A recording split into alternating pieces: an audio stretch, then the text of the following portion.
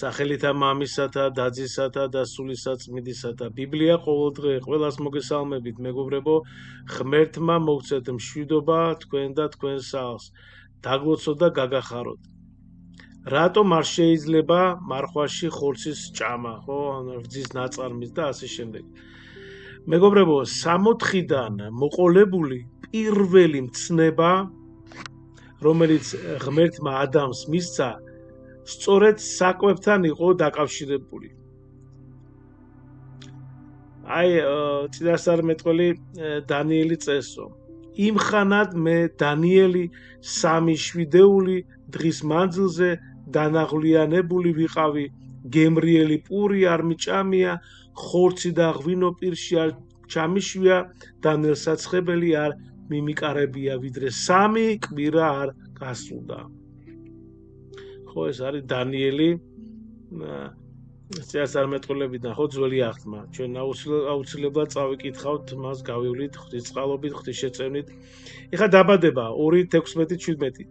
ესე იგი, წმინდა მამები გვასწავლიან, რომ ადამის დაცემა, ხო, სწორედ მარხვის დარღვევით დაიწყო. ხო, რაც ჩვენ წავიკითხეთ, ეხლა დანიელი ეს არის 10:2-3. უფალი ჩვენი იესო ქრისტე, ნახეთ, ნათლისღების შემდეგ იმარხულა, ხო, როდესაც და 40 დღე და 40 ღამე, ხო, მათე სახარება 4:2. ეს არის დიდი მარხვის პირდაპირი საფუძველი. მოციქული პავლე, ყველაფერი ნებადართულია, მაგრამ ყველაფერი არ არის სასარგებლო. ყველაფერი ნებადართულია, მაგრამ ყველაფერი არ აშენებს. ეს არის 1 კორინთელთა მიმართ 10:23. ასევე ვისწრაფი არ და ვიტანჯები ჩემი სხეულის და დასამორჩილებლათო, ხო? იგივე 1 კორინთელთა 9:27. ანუ წმინდა მამები გვასწავლიან, მაგალითად ბასილი დიდი, რომ მარხვა 60-ში დაწესდა, გესმით? აი მარხვა, პირველი მცნება ადამა მარხვის შესახებ მიიღო და ამ ხის ნაყოფს ნუ შეჭამ, ანუ ეს არის მცნება, ხო, მარხვა, ხო? მარხვის არ დაცვამ, ასე ვთქვათ, 60-დან განდევნა, ხო, ისინი და მარხვამ კი 60-ისკენ დაგვაბრუნოს უნდა. ასევე მარხვისგან ჩვენ თავშეკავებაა, ხო, მარხვა რა არის, ხო, რაღაცა დავიხჩო ჩვენი სიამოვნებები, იქ რაღაც გართობა და ასე შემდეგ, ხო? აღვივებს ასევე, ასე ვთქვათ, სხეულს, ხო, ხორცი. წმინდა იოანე ოქროპირი, მარხვა არის სულის საზრდო. როგორც სხეულის საზრდო აძლიერებს სხეულს, ასე მარხვა აძლიერებს ხელს და აძლევს მას ფრთებს ზეცისკენ ასვლისთვის. ჩვენ ვიცით, რომ ზოგ ეხლა მონასტრებში საერთოდ არ ბერები, ეხლა არ ჭამენ, არ მიიღებ ხორცს, ხო? არ ჩობის, თქვა ჩობას არ აღდგომას, ხო, ნუ საბერძნეთშიც იქა, ხო? ხორცის თავის არიდება ეს არ არის რაღაც თვითმიზანი, ხო? არამედ საშუალება ვნებათა დასამორჩილებლად და სულის გასაწმენდად. სულის გასაწმენდად. აი ეფრემ ასური ამბობს, მარხვა არის ანგელოზთა საქმე და ყოველი სათნოების დედა. გრიგოლ ღვთისმეტყველი. მარხვის, ესე იგი, მარხვით მოსეს ღმერთს ესაუბრა, ხო? მარხვით ელიას ზეცა დავიდა, მარხვით დანიელმა ლომები დაამშვიდა. რატომ ეხლა მარტო, ესე იგი, სწორად ხორცი, სწორედ ხორცი რატომ არ შეიძლება, ხო? ნახეთ მეგობრებო, ჩვენი მართლმადიდებლური სწავლებით ხორცის თავის არიდება, ხო?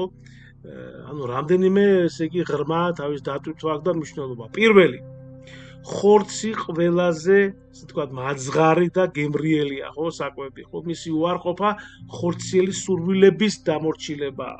მეორე, 60-ში დაცემამდე ადამი და ევა მხოლოდ მცენარეულ საკვებს მიირთმევდნენ. მარხვით ვუბრუნდებით 60-ისეულ მდგომარეობას. მარხვით ვუბრუნდებით 60-ისეულ მდგომარეობას. მესამე, ხორცი სისხლთან არის დაკავშირებული, სისხლი კი სიცოცხლესთან. მარხვის დროს ვტოვებთ სიკვდილს, ანუ სიკვდილის საკვებს, ასე თქვა და ვეძებთ მარადიულ სიცოცხლეს. და მეოთხე, ეს ძალიან მოკლედ, ხო? როგორც წმინდა იოანე კიბისახწერელი ამბობს, მუცლის მონობა ყველა ვნების დასაწყისია. და ჩვენ ვიცით, რომ ზუსტად ერთ-ერთი აი ცოდვისგან, ხო ეს იყო, ესე იგი ეს ნაყროვანება, ეს თქვა, ყველაფერაც ესე იგი დაძლია მან. ეხლა მარხვის სულიერი, ესე იგი არსი, ხო, მნიშვნელოვანია მეგობრებო, რომ გვახსოვდეს მარხვა არა მხოლოდ თქვა ეს თქვა დიეტა არის და წმინდა მამები ესე იგი ასწავლიან და ამბობენ რჩევას გვაძლევენ, რომ რას გვარგებს მუცლის მარხვა, როცა სულით ვერ მარხულობთ, ხო? ამბობს წმინდა იოანე ოქროპირი. მარხვას თან უნდა ახდეს ლოცვა, მოწყალება, მიტევება და ბოროტი აზრებისგან თავის არიდება. ეხლა ასე ეგრე მაშინ ძროხები წმინდანები გახდებოდნენ, მას სულ ბალახს ჭამენ, ხო, 24 საათი, ხო? ასევე ჩვენ ვამბობთ ხშირად, რომ პირველ რიგში ნუ ეხლა ამაზე აღარ ვსაუბრობ, მეგობრებო, რომ ეხლა პირველ რიგში ეს ყველამ ვიცით, რომ ეს სულიერად უნდა ვიმარხულოთ, ეს საკვები ესე თქვა ეს მეორე ხარისხოვანია, თუმცა რა თქმა უნდა აუცილებელია მარხვა დავიცვათ, ჩვენი უფალი ამბობს, რომ ეს მოდგმა განიდევნება ლოცვით და მარხვით, ხო? და მაგრამ ადამიანს შეიძლება ესე იგი არ ჭამოს, აი ხა დიდი მარხვა მოდის, ხო, ეხლა ხვალზე უკვე უძღებიშვილის კვირა და ხვალ კვირა არის და იმის თქმა მინდა რომ ადამიანს შეიძლება იმარხულობდეს, ესე იგი ხორცს არ ჭამდეს, ყველს არ ჭამდეს, მაგრამ შეიძლება მეზობელი შეჭამოს და თანამშრომელი შეჭამოს. გასაგებია ხო როგორ? ამიტომ და პირველ რიგში ვიმარხულოთ აი აქ სულიერად გულში და ეხლა არის დიდი საშუალება ამის, უფალი გვაძლევს კიდევ ერთხელ საშუალებას, ჩვენ ცოცხლები ვართ, მადლობა ღმერთს, რომ კიდევ ერთხელ დავფიქრდეთ და რაღაცეებზე ვარი ვთქვათ, ცოტა გამოვსწორდეთ, ჩვენ როდესაც დაინახავს უფალი ჩვენ რომ გამოვსწორდებით, ესე იგი ვცდილობთ რომ გამოვსწორდეთ, უფალი დაგვეხმარება ჩვენ. ღმერთმა გაგახაროთ, დაგლოცოთ და მოგცეთ ძალა სიყვარულისა, თავდაბლობისა, კეთილი საქმეების კეთებისა, მოწყალებისა, თავდაბლობისა და სიყვარულის გარეშე არაფერი არ გამოვა. არ დაგეზაროთ შაბათ-კვირას ლოცვა-წირვაზე იარეთ და ილოცეთ მეგობრებო, ხშირად გაიმეორეთ უფლის იესოს ლოცვა და წაიკითხეთ ფსალმუნები. არ დაგავიწყდეთ არხის გამოწერა და გააზიარეთ ეს ვიდეო თუ მოგეწონათ. მადლი უფლისა ჩვენისა იესო ქრისტესის და სიყვარული ღვთისა და მამისა და ზიარება სული საწმინდისა იყოს თქვენ ყოველთა თანა. ამინ. აბა გაიხარეთ, დიდი მადლობა.